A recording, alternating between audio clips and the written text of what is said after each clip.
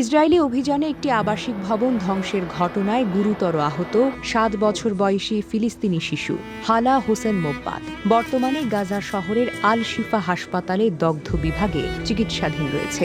হামলায় তার শরীরের বিভিন্ন অংশ মারাত্মকভাবে পুড়ে গেছে এবং পায়েও গুরুতর আঘাত পেয়েছে বলে জানা গেছে। চিকিৎসকরা জানিয়েছেন হালার উন্নত চিকিৎসার প্রয়োজন রয়েছে।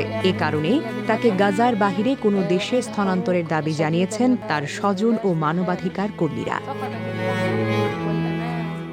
দীর্ঘমেয়াদী চিকিৎসা ও পুনর্বাসনের জন্য বিশেষায়িত চিকিৎসা সুবিধা প্রয়োজন বলে তারা মনে করছেন।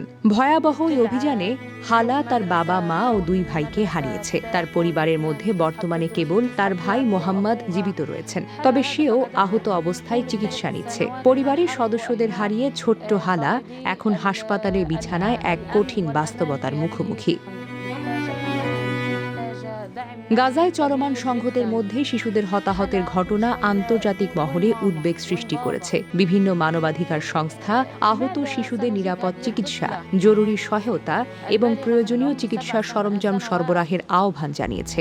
আল শিফা হাসপাতালের চিকিৎসকরা বলছেন, যুদ্ধ পরিস্থিতির কারণে গাজার স্বাস্থ্য ব্যবস্থা ব্যাপকভাবে চাপের মধ্যে রয়েছে।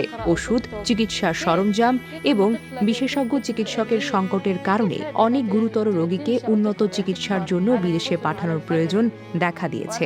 হালার ঘটনা গাজায় যুদ্ধের ভয়াবহ মানবিক পরিস্থিতির আরেকটি উদাহরণ হিসেবে সামনে এসেছে, যেখানে বহু শিশু তাদের পরিবার হারিয়ে আহত অবস্থায় বেঁচে থাকার লড়াই করছে।